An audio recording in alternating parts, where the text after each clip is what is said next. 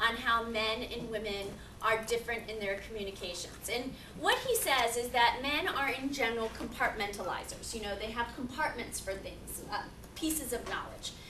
He gives this funny bit where he goes, so here's the man's box for what's important to him at work. Here's the man's box for what's important for him at his family life. Here's the man's box for what's important recreationally. Here's the man's box for what's important with sex, you know, and then he goes on. So he says that men tend to remember things when in these different compartments. And so in order to help a man understand or remember something, you have to connect it to that particular compartment. He says that women are connectors. He says their pathways of information is like spaghetti. It's all jumbled up and all stuck together. And this is part of how women remember things. You know, one thing connects to another thing and connects to the next thing. And by the way, this is related to why you didn't empty the dishes and you didn't take out the trash. And this also has to do with the fact that our son made a C in English, you know. So women connect things. That's his point. And he says that because men tend to compartmentalize and women tend to connect things, that there can be a disconnect in the way that each of us try to convey information. All right, that's fine. That's one way to look at it. Another way to look at it, I'm sure you all have heard of Deborah Tannen. She's a linguist. She's very famous. And she talks about the fact that women use words to glue together relationships. Whereas men, actually, if you count up the number of words that men use, they are far and away greater than the number of words that women use, just by the way. But men tend to talk at people, whereas women tend to talk with people. So that's what she's saying is the difference there, that men tend to put their information out there to an audience, whereas women tend to have a more cooperative communication experience. So you can sort of see how Mark Gungor and Deborah Tannen's points mesh well, they sort of go well together. They're not exactly the same, but they inform us about communication. Now, is this nature? Is this nurture? Everyone wants to know. Is this just because this is how we bring up little boys and girls, or is this because of some innate, strange difference in the brain? And of course, as a good psychologist, I'm going to tell you it's both. Right? That's my job, is always to say that. And then, of course, everything is mediated by individual differences in your own particular social learning history. So that's the answer that you should always give on every psychology test that you've ever taken. Okay, so what does society have to do with this? Well, boys are encouraged to be more independent. And in fact, this doesn't start when the boy hits kindergarten or preschool or even daycare. When it starts is when the baby is an infant. They've done studies on babies who are learning to crawl. This happens between 6 to 10 months of age, right? These are very small people. They have very small amounts of, sexually based hormones in their bodies, so it's difficult to argue that it's some kind of innate thing. But when you study the mothers of these children, you will see that the mothers of boys let them crawl farther away from them before they run over to scoop them up. Whereas the mothers of girls are more protective. Oh, don't fall and hit your head.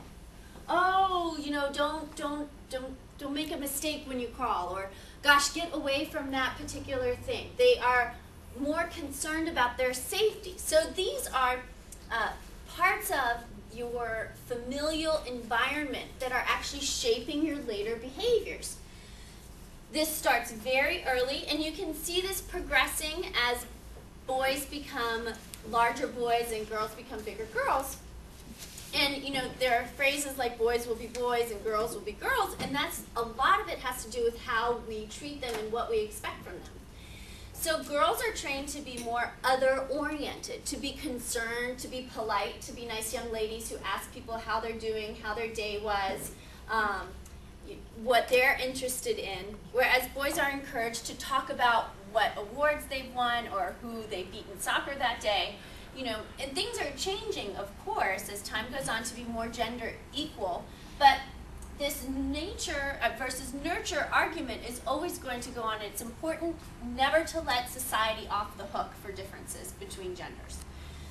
Because as you know, there are more similarities between men and women than there are differences. It's just that we choose to concentrate on what the differences are, because that's interesting to us, right? Just like we choose to pay attention to stimuli that is anger-provoking or fear-providing, because that's important evolutionarily for our survival.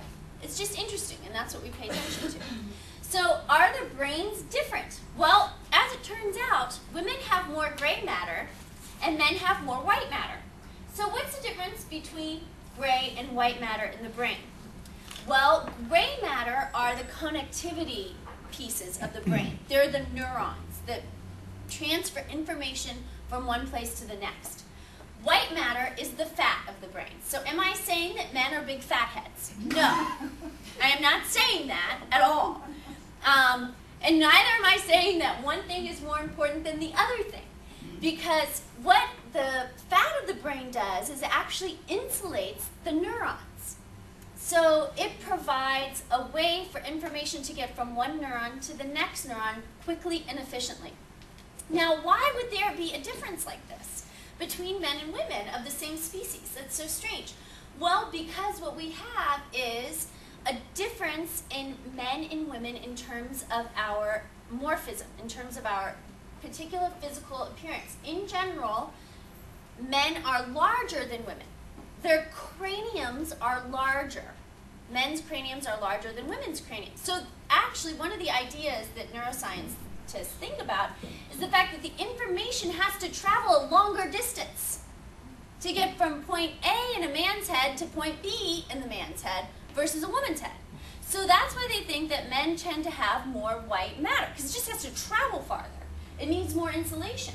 So one of the ideas that has come about, I'm not saying it's right or wrong, is that part of the reason that men might compartmentalize a little bit more is, one, because that's how they're taught to think, but the other thing is because perhaps they have more insulation. Perhaps it's easier for them to compartmentalize, whereas women have more nodes of connectivity. Now, again, these differences aren't huge, but it's what we pay attention to. When men's brains are more similar than they are different from women's brains, right? We're always more similar than we are different within a particular species. So that's part of the reason that nature might have something to do with this, okay? Now, again, don't go home and call all of your male colleagues and partners and fatheads, because that's not what we're going for here. Just understand that there's some difference in brainness. Okay, so what to do? How to talk to anybody to get them to remember something. Now, look, I have to admit that I am more male-like than female-like in the remembering of things. So again, we can have differences between people, because in my relationship with my husband, I tend to not remember stuff all that well, frankly, unless it is succinctly delivered to me in a particular kind of way. I'm not sure why that is, but, you know, who cares? Just know that sometimes some people remember things better than others.